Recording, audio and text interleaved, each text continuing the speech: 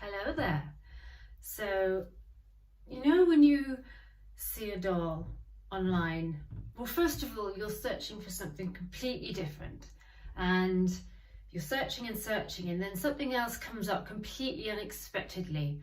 But when it does, you kind of vibrate all over, and something inside you just says, I'm supposed to be the next custodian of that. I'm supposed to have that doll. Well, I got that when this very, very, I think, unique doll came up recently. And I just got immediate heart flutters. You know that feeling, any doll lover knows that feeling. And I had always dreamt of having a completely all wooden jointed doll.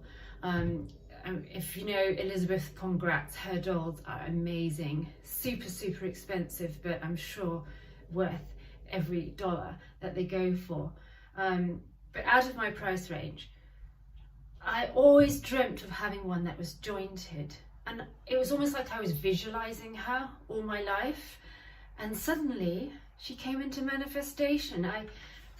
I knew instantly I was supposed to have her. I don't know, but here she is. She came from Germany. Now, doesn't have any maker on her at all.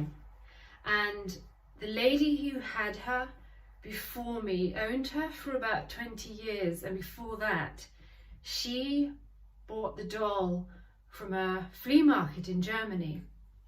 So, origins, we don't know who she is made by, but she's got that very distinctive sort of Germanic look about her. It's particularly sort of around the 90s, the 80s or 90s, or maybe even Switzerland, with that high forehead, just a very distinctive face mold. Remember those Glorex doll kits which were popular in the 80s and 90s, and maybe still today, when you had the polystyrene mold and then you'd put the cloth over the plastic face mask and then stick the things together. She's got that very similar sort of face shape, and it's why I brought this doll to show you too. She isn't Glorex, she's actually a Benina doll kit I got once, and the head was already made with the hair. This is real human hair, which was a bit at first, but actually once I got over that, it's really quite nice. But so I made the body up. She came with all the tricot fabric, and I made her a few years ago. But you can see she's got that same sort of slightly large forehead and the cheeks. Probably a girl representing a sort of 10-year-old, that sort of age. So I would possibly wonder if this wooden doll originated in Switzerland, maybe from a similar sort of manufacturer.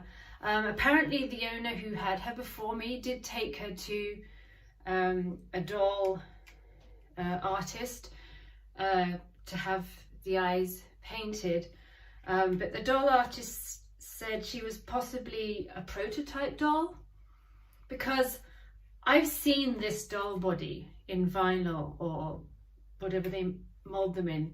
It's quite common to find this actual ball jointed, slightly modern doll body, but I've never seen it entirely in wood before. And I don't know whether she's a one of a kind, whether maybe she wasn't even a prototype, maybe some private person had amazing equipment and made her, or maybe she was on display in a factory.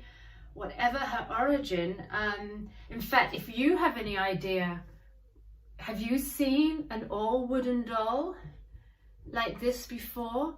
I mean, I've even seen them with, you can get the wood head and you can get the arms and the legs to put on a cloth body. And I know Dolphy, Raya, all these sort of make a lot of wooden dolls with a soft body, but just not with this solid wood. And she moves completely Her joints are perfect. She's fully articulated. Now I'm guessing she's made out of beech wood, probably, or ash. So have a look. If anybody recognises this doll or has seen another one, please comment below, because I would love to know her origin. And the next step is I'm going to clean her up. Now I've got a very good friend who is an antique restorer, so I thought ask the expert, and he made a few suggestions for me. She's got some black marks. Let me just show you here. Now that's probably from storage all these years. He said it might be damp, maybe it's a bit of mold or something, but he suggested buying some oxalic acid, which is almost like a bleach on wood, but it doesn't harm the wood. It's crystallized, and you mix it with a bit of water. So I've got some of that coming, and I'll do a video of using oxalic acid over the marks. So if you have a doll with a similar problem like that, we can share comments and see the results of how she comes out. So that's the first thing to do. I'll clean her up and then go from there. But I just wanted to share her with you, and I'll be doing lots of videos about her, because she's just one of those dolls you just know you've got something rather special here. And I would love to hear from anybody who has something similar, and let's share stories and go from there. And thank you for tuning in.